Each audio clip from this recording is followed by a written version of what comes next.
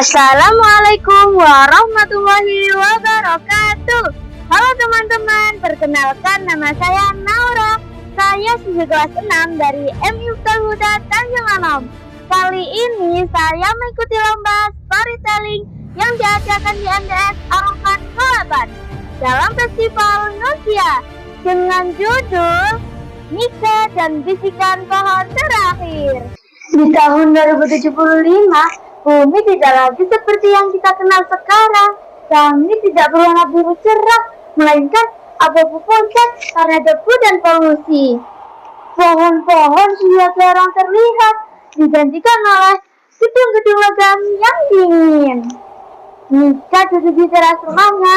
Ia memakai masker oksigen kecilnya. Ia sedang memandangi foto tua milik kakeknya. Foto itu menggambarkan hamparan hijau yang sangat luas. Kek, apakah warna hijau di foto ini benar-benar ada? Atau hanya lukisan? Itu nyata, Mika. Itu disebut hutan. Dulu, udara bisa kita hirup dengan bebas tanpa alat ini. Air sungai begitu jernih, hingga kita bisa melihat ikan menari di dasarnya. Lalu, kemana perginya semua itu, Kek? Manusia terlalu sibuk mengambil hingga lupa menanamnya kembali. Kita lupa bahwa masa depan bukanlah hanyalah tentang mesin, tapi tentang kehidupan. Mendengar cerita sang kakek, hati Mika tergerak. Kakek Jati memberikan benda kecil berbentuk bulat dan berwarna coklat tua.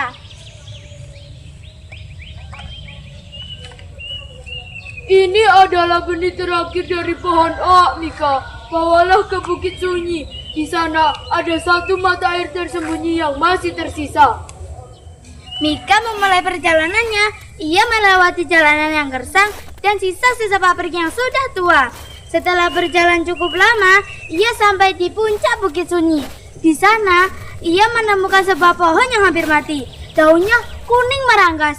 Itulah si tua rindang.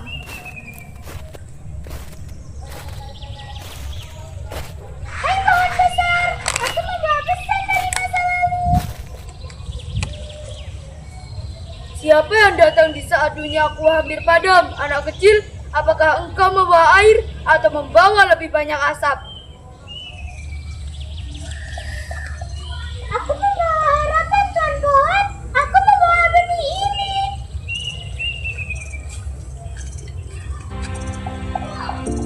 Si tua Rinda menggerakkan akarnya yang besar dengan lemah. Ia menceritakan kepada Mika bahwa alam tidak butuh manusia untuk selamat, tapi manusialah yang butuh alam untuk bertahan hidup.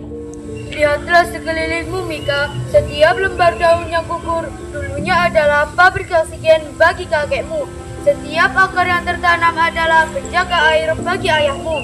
Jika kau menanam benih ini sekarang, kau tidak akan melihatnya besar bagi besok. Tapi anak cucumu akan duduk di bayangannya sambil menghirup udara segar. Tapi, apakah satu pohon cukup untuk menyelamatkan dunia? Satu tindakan kecil yang dilakukan dengan cinta akan menggerakkan alam untuk membantunya. Tanamlah, Mika, biarkan air matamu yang tulus menyiramnya jika tanah ini terlalu kering. Dengan tangan kecilnya, Mika menggali tanah yang keras itu. Ia meletakkan benih oak terakhir di sana. Ia menutupnya dengan tanah. Lalu ia memberikan sisa air minum di botolnya untuk menyiram benih itu. Keajaiban terjadi. Cahaya hijau redup muncul dari dalam tanah. Si tua rindang yang tadinya layu tiba-tiba mengeluarkan satu pucuk daun hijau yang segar. Lihat deh, pohonnya kembali bernafas. Mika tersadar melestarikan lingkungan bukanlah melakukan hal besar dalam satu malam. Ini tentang berhenti membuang sampah sembarangan, menghemat air, dan mencintai semua makhluk hidup setiap harinya. Tahun-tahun berlalu. Bukit Sunyi kini tidak sunyi lagi. Bukit itu menjadi hutan yang kecil dan rimbun. Anak-anak di masa depan tidak lagi memakai masker oksigen.